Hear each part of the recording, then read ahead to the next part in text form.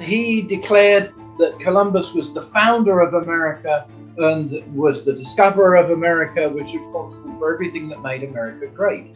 Now, the most fascinating thing about that is Columbus never landed in America. Columbus Day, you may not know, but it's actually a very controversial day. It was there, I think, Senator legislated, but to get the status of national holiday, it needs some sort of presidential agreement. And he made a speech on the White House lawn just after the eruption of riots in the wake of the killing of George Floyd, when people began tearing down statues, and particularly tearing down statues of Columbus. And he declared that Columbus was the founder of America and was the discoverer of America, was responsible for everything that made America great. Now, the most fascinating thing about that is Columbus never landed in America. He landed in basically what is now called the West Indies, and incidentally was responsible for the genocide of the entire Taino population that he had discovered, because what he immediately did was he enslaved them, and he enslaved them with the intention of bringing gold back to the King of Spain. His governance of those Bahamas was so awful, the kings of Spain actually deposed him from the status of governor. I think once on his third voyage, he touched land briefly on Panama.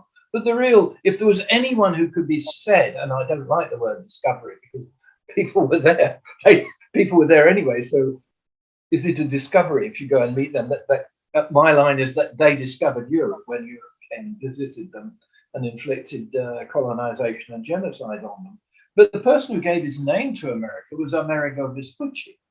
And he was probably the first person to actually map the coastline of Latin America, what is now Latin America.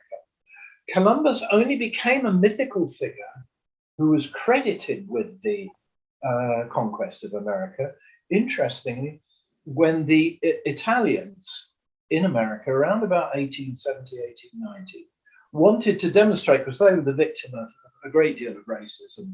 They were characterized as dark-skinned and called Dagos, which was a derogatory word for Italian people. They said, no, Italy and Europe made a contribution, and the contribution was the fact that Columbus was Italian. Now, this then became picked up gradually. I was intrigued by a little rhyme called In 1492, Columbus sailed the ocean blue, which is very well known, but it's very hard to trace the origins of it. I think it goes back to about 1872. But there was a woman who recently did a remake of it, in which she put into the children's verses a description of what Columbus did, which is a little bit more balanced. She said, well, at the end, did he discover America? No, not quite, but he was brave and he was bright. And one of the reviewers, it struck me, one of the Canadian reviewers of this book, you can see it on Amazon, was so outraged that he actually proposed that you should take a strip of paper, write the correct words, what he said was the correct words, that he did discover America, cut the inflammatory words out of the book and paste your own words in. So he was willing to commit an urge on people, book desecration, because he was so convinced that Columbus discovered America. Now, what does it mean when, I'm sorry to go on about this, but it is I think it's quite central to what's going on. When something was scientifically known to be completely false is asserted by a head of state and asserted by leading intellectuals to the point they become very incensed that statues of Columbus are being brought down and so on. It's a myth. It's a religious myth. So the myth structure is this, it's a hero myth. Columbus is a great hero who sailed out and conquered new lands, discovered them, brought the benefits of Western civilization to those lands, and then brought back the riches of those countries to Europe. So he founded the link between Europe and America.